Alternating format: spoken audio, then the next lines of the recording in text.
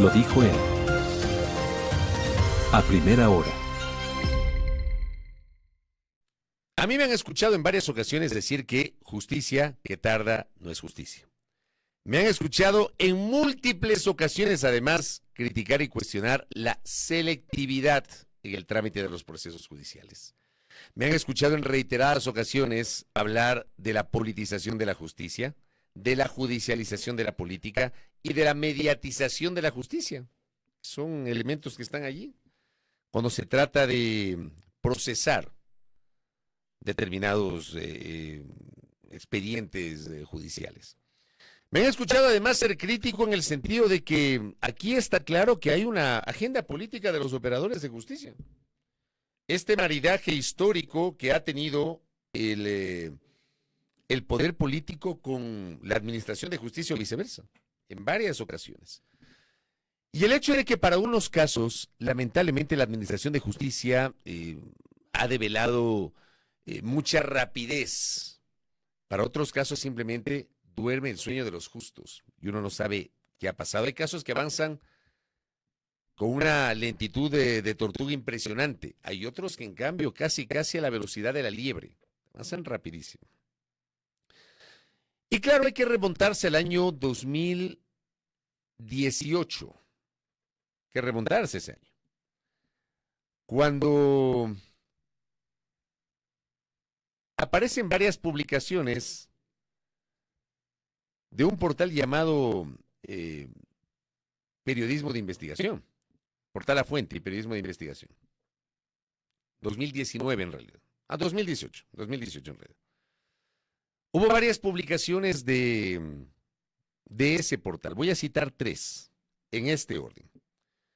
La primera fue el caso INAPapers, que develaba un supuesto entramado societario para hacerse de sobornos vinculados a la contratación y construcción del proyecto hidroeléctrico Coca-Cola Sinclair, en donde se ha mencionado, por ejemplo, al entonces vicepresidente de la República, Lenín Moreno, porque esto habría ocurrido cuando él era vicepresidente de la República y luego cuando fue enviado especial de Naciones Unidas para las discapacidades con sede en Ginebra. Esa fue la primera publicación. A los pocos días aparece receta de arroz verde, que fue una segunda publicación, que luego se convirtió en el caso Sobornos y que básicamente hablaba de este maridaje entre el gobierno de turno con empresarios que entregaban recursos a favor de las campañas electorales de Alianza País a cambio de contratos. Básicamente esa fue la naturaleza del caso Sobornos.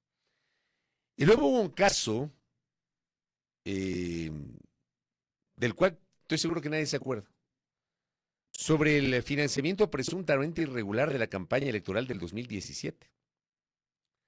Incluso en La Fuente le pusieron un nombre a ese caso en atención a una calle donde quedaba una oficina donde hubo estas reuniones de planificación para la campaña de Alianza País en el año 2017, cuando Lenín Moreno fue candidato presidencial y ganó las elecciones. Estos 3 casos se publicaron casi en simultáneo con apenas pocos días o semanas de diferencia. ¿Qué hizo la Administración de Justicia? La Administración de Justicia tomó uno, el caso receta de arroz verde, que lo transformó en el caso Sobornos. Y todos saben lo que pasó. Proceso que comenzó y que se lo evacuó a una velocidad impresionante. A mí no me van a escuchar jamás, porque yo me estaría desdiciendo de mi propia convicción cuando se trata de procesos judiciales. No me van a escuchar a mí jamás decir que Rafael Correa es inocente, Rafael Correa es culpable, que los ministros son inocentes, son culpables. Para eso hay un proceso. Y ese proceso desembocó en una sentencia. Que podemos discutir un montón de cosas de eso sin duda. Pero yo lo que cuestiono es la velocidad. Porque que así fueran todos los procesos, ¿no? Entonces yo siempre recuerdo cómo actores políticos y mediáticos de la época muy sueltos de huesos, decían que los tiempos políticos había que ajustar a los tiempos judiciales para tratar de atar al hecho de que había que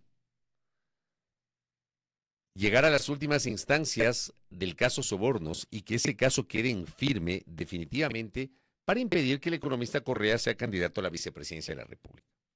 Simple, simple.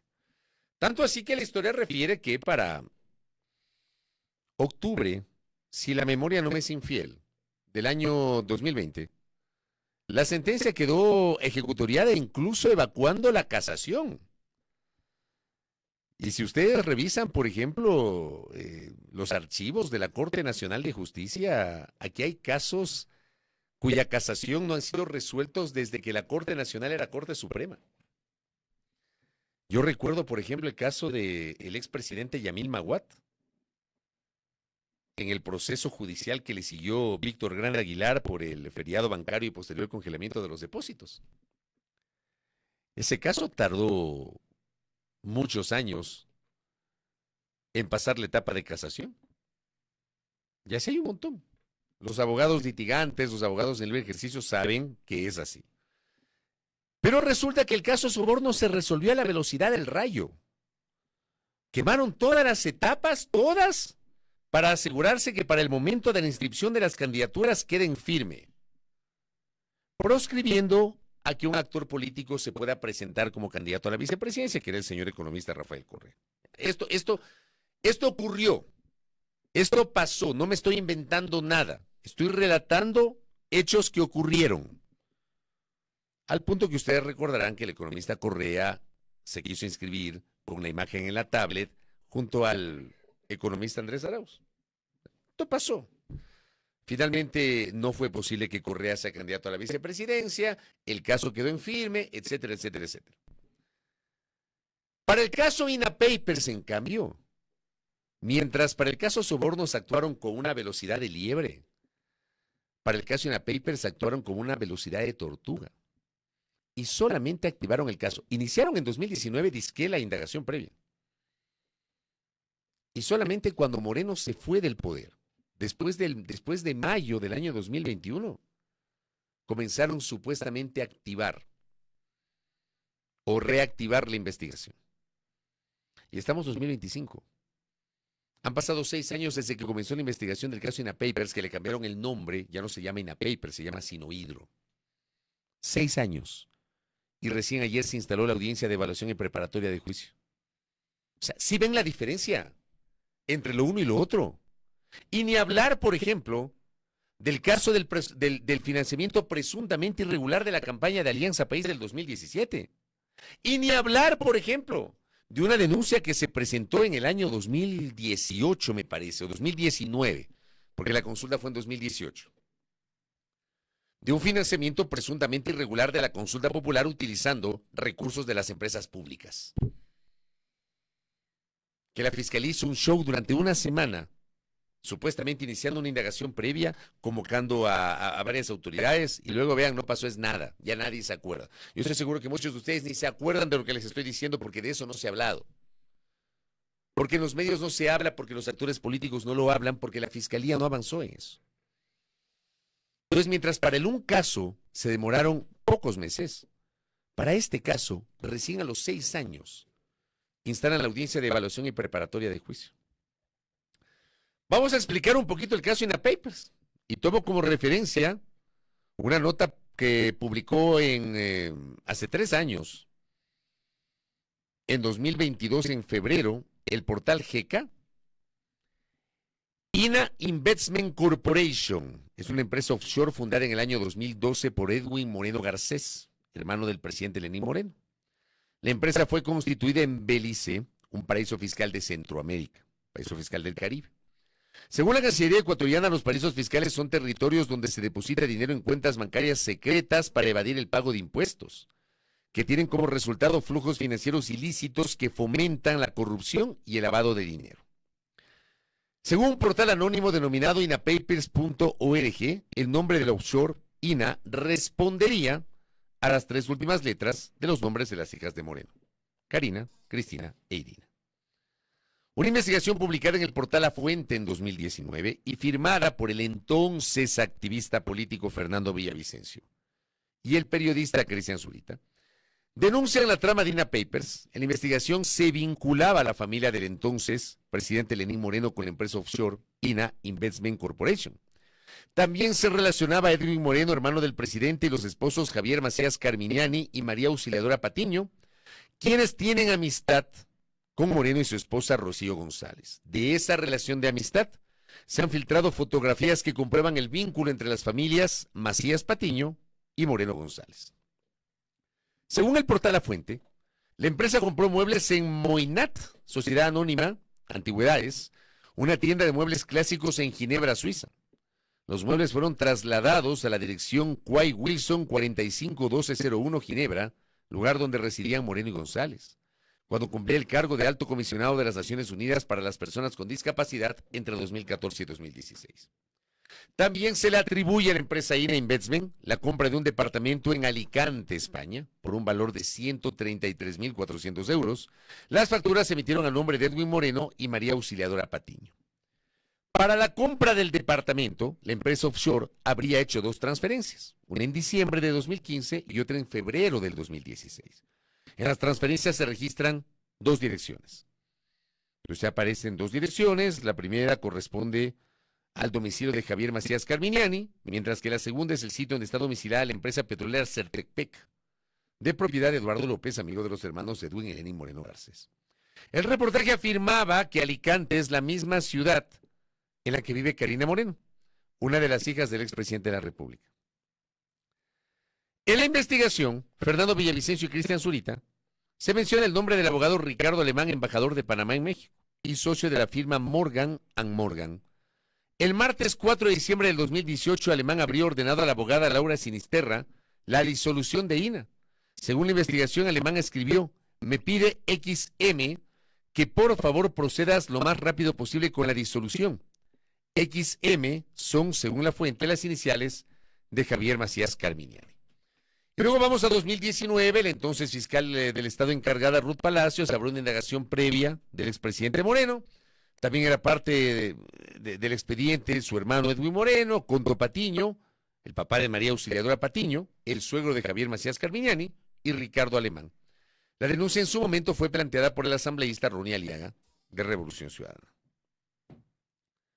El 4 de abril de 2019, Aliaga fue a rendir su versión en la Fiscalía sobre el caso INA. Y dijo que el presidente Moreno ya le hizo la mitad del trabajo a la Fiscalía porque él reconoció públicamente que la compañía INA existe. Y bueno, ahí hay toda una referencia sobre lo que era INA Papers y la génesis de este caso. Pero luego se convirtió en el caso Sinohydro. Pues al convertirse en caso Sinohydro, se añadieron otros elementos por parte de la Fiscalía General del Estado. ¿Cuáles son los elementos del caso Sinohydro?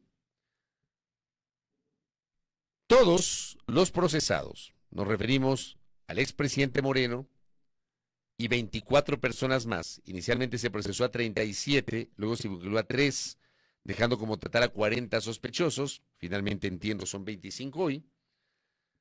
Investigados por cohecho, aparentemente ocurrido en el proceso de contratación de la empresa Sinohydro, la cual se encargó de la construcción del proyecto hidroeléctrico Coca-Codo Sinclair, mega obra realizada en el gobierno de Rafael Correa que le costó al país más de 2.000 millones de dólares.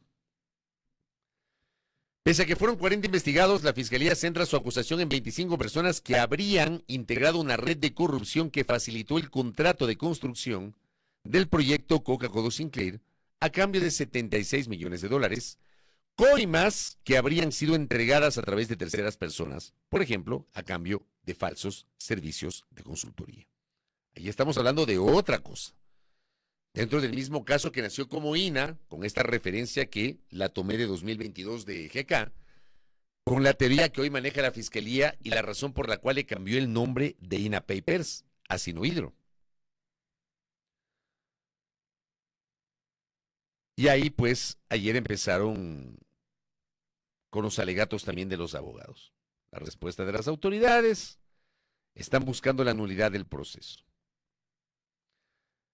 Además de Lenín Moreno y Rocío González, en este caso también son procesados Irina, Edwin y Guillermo Moreno y Marta González, hija, hermanos y cuñada del expresidente.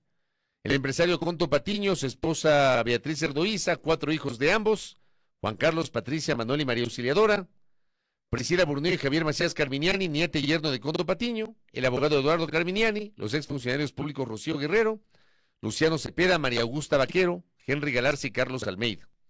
Además, el ex embajador Kai Rung-wo y los exfuncionarios de la empresa Sinohidro, Liu Aishen, Song Dokshen, Yang Huijun y Gu Yu.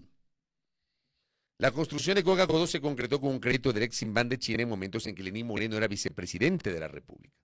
Conto Patiño representaba comercialmente a la empresa china Sinohidro y Kai Rung-wo era el embajador de China en el Ecuador.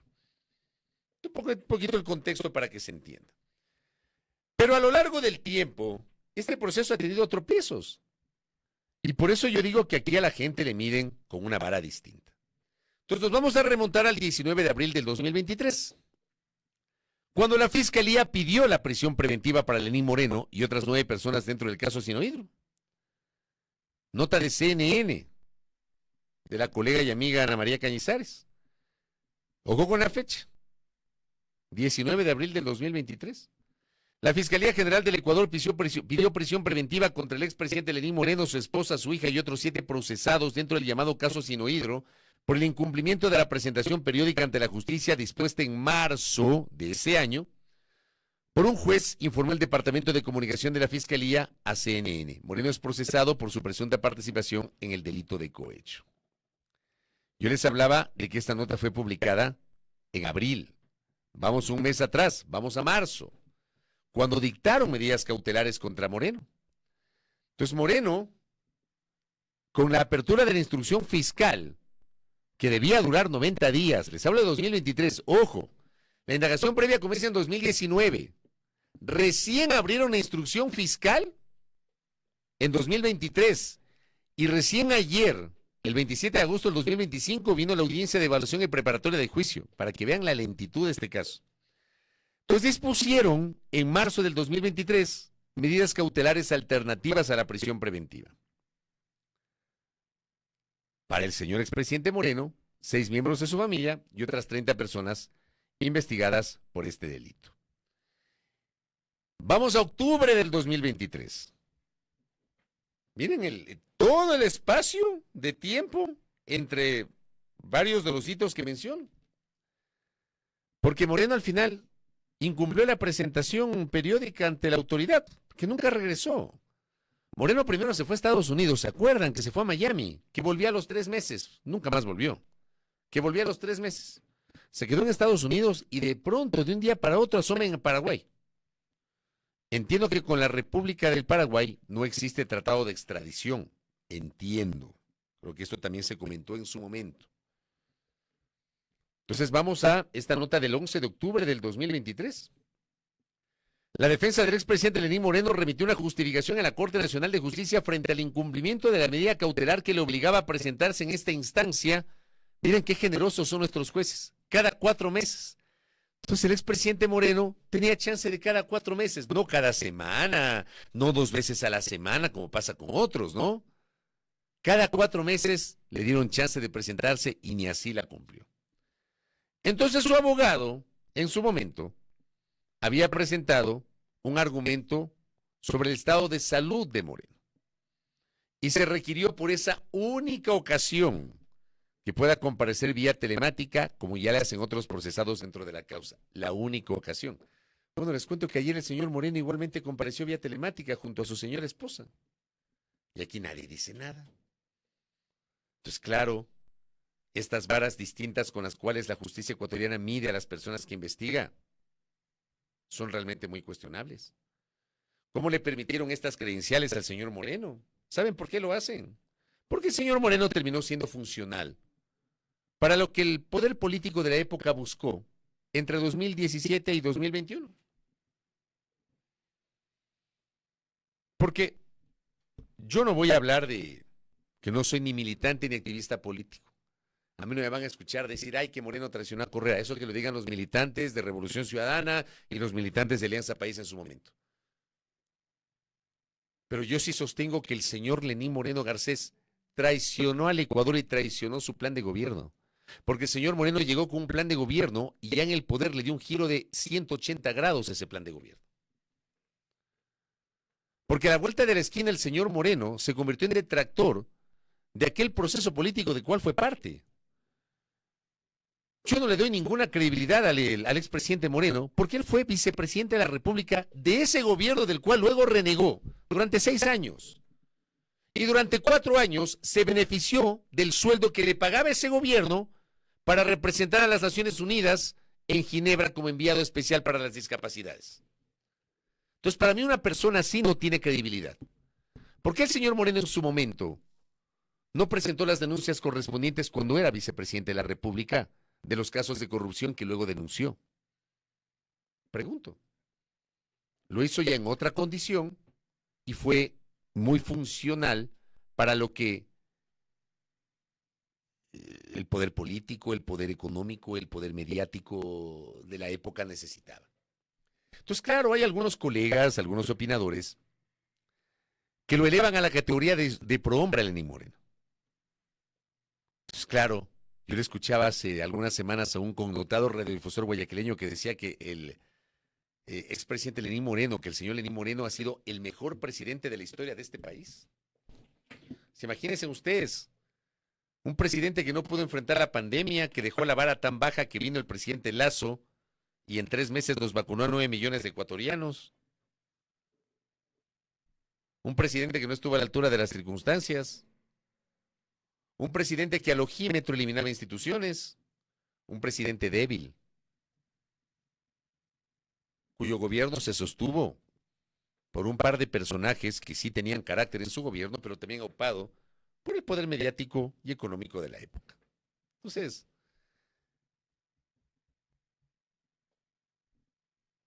un presidente que, me dice Andrea acá, y esto siempre lo recordamos, ¿no?